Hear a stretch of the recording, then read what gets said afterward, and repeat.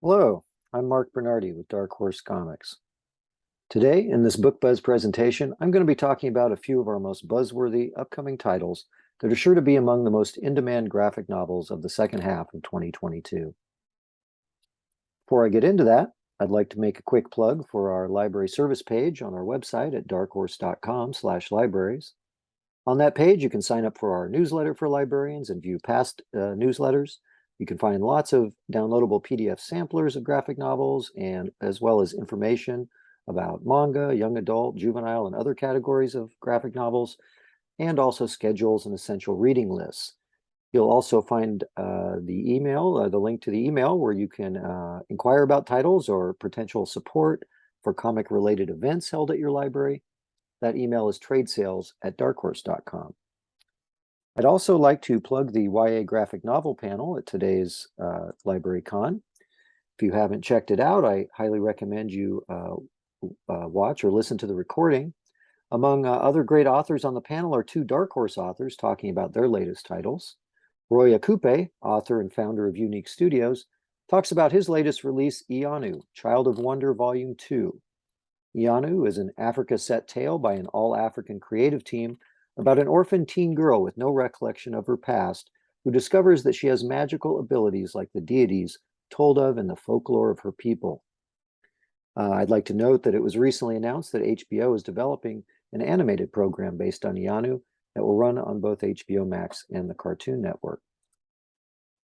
Also on the panel is prolific YA author Cecil Castellucci talking about her latest graphic novel, Shifting Earth. Set in a not-so-distant future, Shifting Earth takes off when a freak particle storm lands botanist Dr. Maeve Millet on an idyllic yet strange parallel Earth with no way back home. She teams up with a local woman to try to save both their planets from ecological destruction in this timely tale that is equal parts climate change commentary and fantastical horror.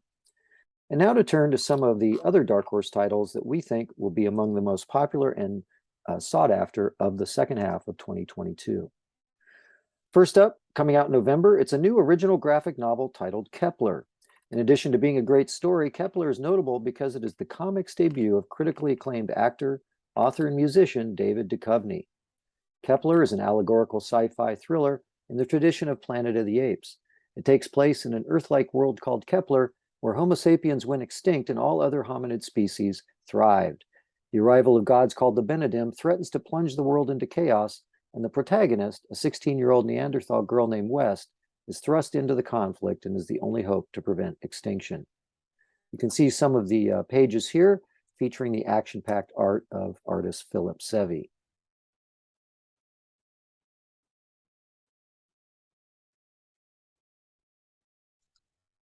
Our next title is the long-awaited return of hard-boiled feline private eye John Blacksad in Blacksad, They All Fall Down, Part 1. After a 7-year hiatus, the worldwide bestseller by Juan Diaz-Canales and Leonardo Garnido returns with a brand new two-part storyline. In Part 1, Detective Blacksad must go up against Louis Solomon, a master builder with plans to pave over large swaths of 1950s New York City. Is Solomon really working for the good of the people? And how far will he go to realize his dreams of power? Meanwhile, to complicate matters, an old flame comes back to burn Blacksad. This anthropomorphic hard-boiled detective series is a two-time Eisner winner for Best U.S. International Edition and two-time Eisner winner for Best Painter. If you haven't yet experienced Blacksad, They All Fall Down Part 1 is a great place to start. I'm sure it will hook you immediately and want you to check out Dark Horse's previous 3 volumes of Blacksad. And as you can see from these example pages, Blacksad has some extremely beautiful art.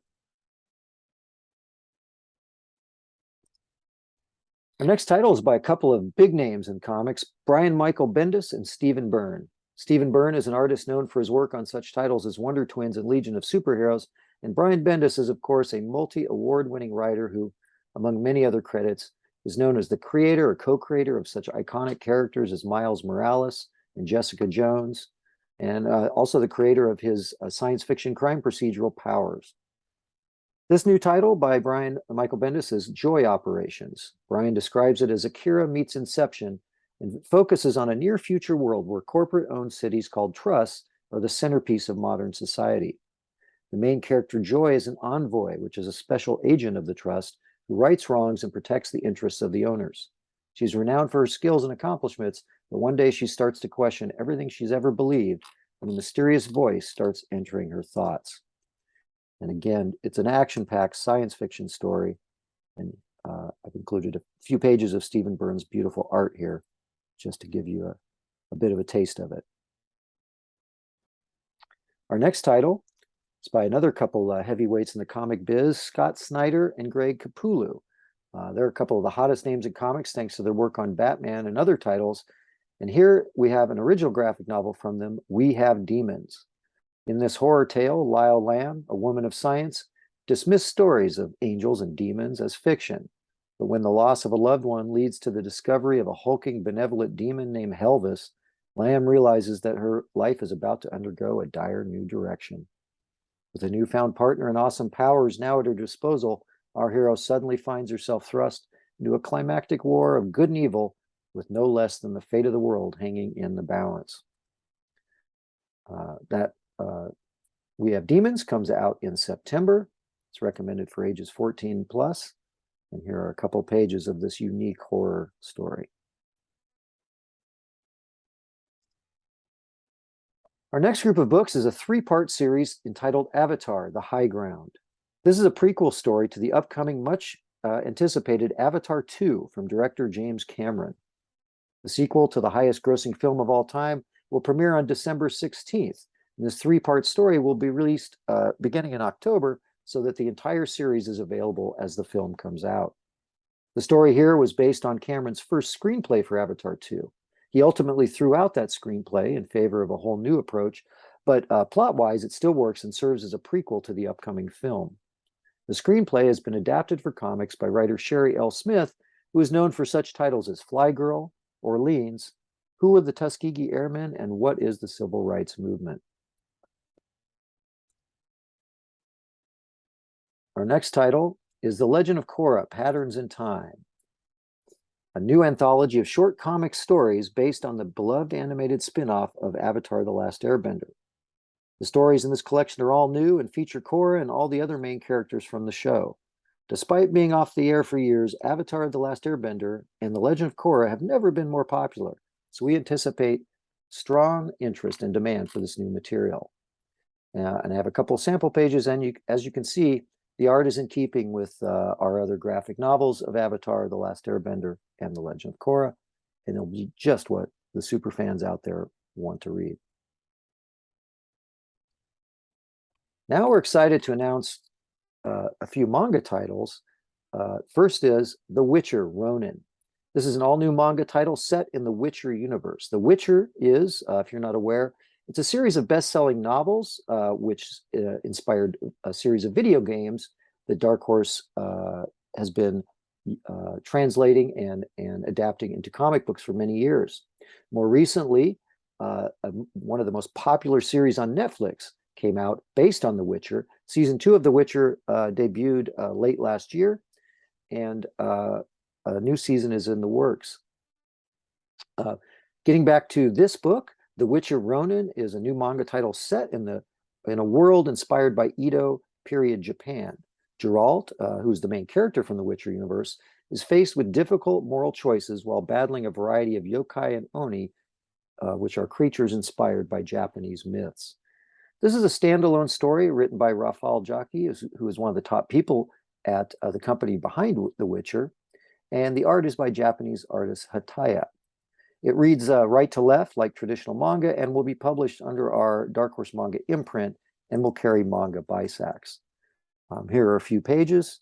Naturally, they are not reading right to left in this slideshow. That would be far too complicated for me to figure out. But as you can see, The Witcher, it maintains the spirit of The Witcher while also bringing in much beloved influence of manga.